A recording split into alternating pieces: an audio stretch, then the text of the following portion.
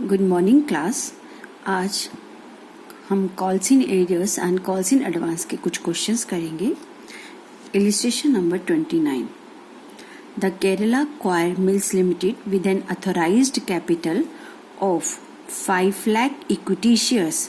मैंने आपको हमेशा याद करने के लिए बोला है कि यहाँ ध्यान से पढ़ेंगे कि फिगर रुपीस में लिखा है या शेयर्स में, क्वांटिटी में है। ये 5 लाख शेयर्स हैं of ₹10 each. It means 50 lakh की शेयर कैपिटल हो गई। इशूड यानी 5 लाख में से 2 लाख शेयर्स इशू किए गए। Issued 2 lakh equity shares. Payable ₹3 on application and 2 on allotment, 3 on first and ₹2 on second and final call. Total check करिए, 3, 2, 5, 3, 8 और 2, 10, ₹10 पूरे हो रहे हैं। ठीक है। The amount due on allotment was received on the first call. Allotment का सारा पैसा मिल गया। On the first call being made, जब आपने कंपनी ने फर्स्ट कॉल मांगी, 1 शेयर होल्डर, एक share holder holding 6000 equity shares, जिसके पास 6000 इक्विटी शेयर्स थे, paid second and final call along with the first call. उसने सेकेंड एंड फाइनल कॉल का पैसा भी फर्स्ट कॉल के साथ दे दिया, जबकि हमने मांगी तो सिर्फ फर्स्ट कॉल है। वाइल, जबकि 5 share holders with a total holding of 5 लोग, शेयर होल्डर्स मतलब पर्सन, जिनके पास टोटल शेयर्स कितने हैं, 10,000 इक्विटी शेयर्स। 5 लोगों के पास 10,000 इक्विटी शेयर्स हैं। डिड नॉट पे the first call on their equity shares, जिन्होंने फर्स्ट कॉल नहीं दी। ठीक है। Company has not demanded the second and final call, और कंपनी ने अभी सेकेंड कॉल का पैसा नहीं मांगा। पहले हम क्वेश्चन को एनालाइज करें।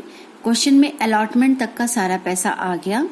फर्स्ट कॉल मांगने पर एक बंदा, एक पर्सन जिसके पास 6000 शेयर्स थे, उसने सेकेंड कॉल का पैसा भी भेज दिया। और कुछ लोग थे, कुछ लोग में 5 शेयर होल्डर ऐसे थे जिन्होंने 10,000 शेयर्स पर फर्स्ट कॉल मनी नहीं भेजी, और कंपनी अभी सेकेंड कॉल नहीं मांगी है। Not demanded the second and final call. Pass journal entries to record the transactions and draw up the company's balance sheet. Journal entries करनी है और कंपनी की बैलेंस शीट ड्रॉ करनी है।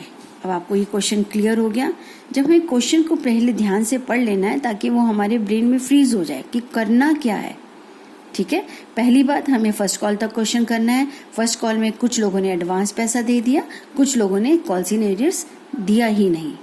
ठीक है।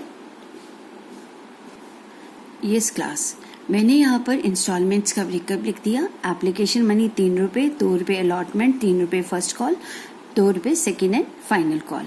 अब according to question second call नहीं मांगी, इसे हमने क्रॉस कर दिया कि इसकी एंट्री हमें नहीं करनी है। सबसे पहले आपने 2 लाख शेयर्स इशू करे हैं। 5 लाख तो अथोराइज कैपिटल थी, तो 2 लाख, कोई ओवर अंडर सब्सक्रिप्शन नहीं है, नॉर्मल सब्सक्रिप्शन है। इसका मतलब हमें 2 लाख के ऊपर ₹3 के हिसाब से एप्लीकेशन मनी आई। Bank account debit to equity share application. इस इक्विटी शेयर एप्लीकेशन को ट्रांसफर करेंगे शेयर कैपिटल में। Next, equity share application account debit to equity share capital, 6 lakh rupees को ट्रांसफर कर दिया। अलॉटमेंट ₹2 का ड्यू करना है। Simple, equity share allotment account debit to equity share capital, due की एंट्री। अब इसके बाद अलॉटमेंट मनी रिसीव करना है। Bank account debit to equity share allotment account. यहाँ तक तो सिंपल क्वेश्चन था। अब आता है फर्स्ट कॉल की बारी। जब हमें फर्स्ट कॉल जो है हमारी ₹3 की है, उसे ड्यू करने लगे, तो ड्यू तो हमेशा फुल अमाउंट से होता है, तो एंट्री क्या होगी, equity share first call account debit to equity share capital. 2 lakh shares थे, ₹3 की फर्स्ट कॉल है, तो 6 लाख रुपीज से हो जाएगी आपकी। अब आता है कि जो पैसा फर्स्ट कॉल का 6 लाख रुपए आना चाहिए था, उसकी एंट्री। अब हमें पता है कि हमारा फर्स्ट कॉल के साथ कुछ पैसा नहीं आया, कुछ पैसा एडवांस आ गया। जो पैसा नहीं आया that is calls in arrears, और जो पैसा एडवांस आ गया वो कॉल्स इन एडवांस। तो जो पैसा नहीं आया वो हमें आना है, तो हमारे लिए एसेट है। और जो हमारे पास एडवांस पैसा आ गया वो हमारा यानी कंपनी का नहीं है, तो कंपनी इसको कहाँ लिखेगी? क्रेडिट में लिखेगी। ठीक है, तो सबसे पहले आप एंट्री लिखेंगे कि फर्स्ट कॉल मनी आपके पास आएगी बैंक अकाउंट डेबिट, और जो पैसा आना है नहीं आया that is calls in arrears account. To equity share first call का पैसा है, और कुछ पैसा एडवांस में आया तो एडवांस के पैसे को हम क्रेडिट करते हैं to calls in advance account. ये मैंने आपको जनरल एंट्री लास्ट क्लास में सिखा दी थी। आपने जनरल एंट्री लिख ली। क्वेश्चन से ही हमें पता चला कि फर्स्ट कॉल के टाइम कुछ कॉल्स इन एरियर्स हैं, कुछ कॉल्स इन एडवांस हैं, इसलिए दोनों एंट्रीज को हमने यहाँ पर लिख दिया। अब हमें ये देखना है कि हमारे को कितना पैसा मिला बैंक अकाउंट में, कितना कॉल्स इन एरियर्स में। कुछ जो चीजें आपको डायरेक्ट क्वेश्चन में गिवन है आप पहले वो लिख लीजिए एंट्री करने के बाद। कॉल्स इन एरियर्स कितना है? जिन लोगों ने पैसा नहीं दिया 10,000 थे, 10,000 शेयर्स पर 3 रुपए के हिसाब से 30,000 नहीं आया। कितना पैसा एडवांस आया? एक बंदा जिसके पास 6,000 शेयर्स थे उसने आपको सेकंड कॉल का पैसा, तो हमारी सेकंड कॉल 2 रुपए की है, याद रखेंगे। तो सेकंड कॉल 6,000 पर 2 रुपए के हिसाब से 12,000 एडवांस आ गया। ठीक है, शेयर कैपिटल में कितना पैसा जाएगा फर्स्ट कॉल में? जितना यहाँ पर आपने डेबिट किया, 6 लाख डेबिट किया है, तो यहाँ पर क्रेडिट में 6 लाख जाएगा। ये देखिए बेटा, ये सारी एंट्रीज आपकी ऐसे हो रही हैं, जो जो अमाउंट था आपने फिल कर दिया। अब आता है कि बैंक में कितना आएगा। ठीक है, बैंक में जो अमाउंट आएगा वो कैसे निकालना है, यहाँ हमने वर्किंग करी है। सबसे पहले आप बोलोगे कि 6 लाख रुपीस था आपका फर्स्ट कॉल का।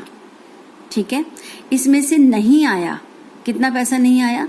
30,000 कॉल्स इन एरियर्स, तो बचा 5,70,000। अब 5,70,000 तो फर्स्ट कॉल का पैसा है, लेकिन सेकंड कॉल का भी तो कुछ पैसा एडवांस आ गया फर्स्ट कॉल के टाइम ही। वो कितना पैसा था? 12,000। ठीक है, तो टोटल 5,82,000 हमें अमाउंट बैंक में आया, तो बैंक में हमने लिख दिया 5,82,000। ठीक है, अब आप अपनी एंट्री को चेक भी कर सकते हैं। ये एंट्रीज आपने इंडिविजुअल भरी, अब इन दोनों का टोटल इन दोनों के टोटल के बराबर है। ठीक है, तो आपने एंट्री ठीक करी है। कहीं आप गलती कर रहे हैं, इसका और इसका टोटल डेबिट और क्रेडिट हमेशा इक्वल होते हैं, तो इसको आपने चेक करना है कि गलत है या सही है। ठीक है, बैलेंस शीट जो है वो आप बना सकते हैं। बैलेंस शीट कैसे बनाएगी ये देखिए। इसको बैलेंस शीट को बनाने से पहले हमें क्या बनाना होगा? Notes to accounts. चलिए नोट्स टू अकाउंट्स भी सिखाते हैं। सबसे पहले इक्विटी एंड लायबिलिटी। आपकी इश्यू ऑफ शेयर्स में मैंने आपको बताया कि आपका लिमिटेड चीजें आपको सीखनी है इस चैप्टर के अंदर। तो 2 चीजें हैं, एक तो एक लायबिलिटी साइड है और एक एसेट साइड है। आपने यहाँ बना दी, क्योंकि क्वेश्चन में ये नहीं बोला कि शेयर कैपिटल बताओ, क्वेश्चन ने ये कहा है कि show your transaction in the balance sheet. तो बैलेंस शीट का मतलब है हमें जो जो चीजें इन एंट्रीज में आती हैं वो सारा बताना है। वो क्या होती हैं जो आती हैं? पहला आता है शेयर होल्डर्स फंड, तो शेयर कैपिटल यहाँ कौन सा टोटल आता है? सब्सक्राइब कैपिटल वाला। ठीक है, दूसरा करंट लायबिलिटीज में क्या आता है? अदर करंट लायबिलिटीज यानी कॉल्स इन एडवांस वाला। अदर करंट लायबिलिटीज में क्या आता है? Calls in. जब मैंने लास्ट क्लास में थ्योरी पढ़ाई थी तो आपको बताया था ना कि कॉल्स इन एडवांस को कहाँ शो किया जाता है? कॉल्स इन एडवांस को अदर करंट लायबिलिटी में शो किया जाता है।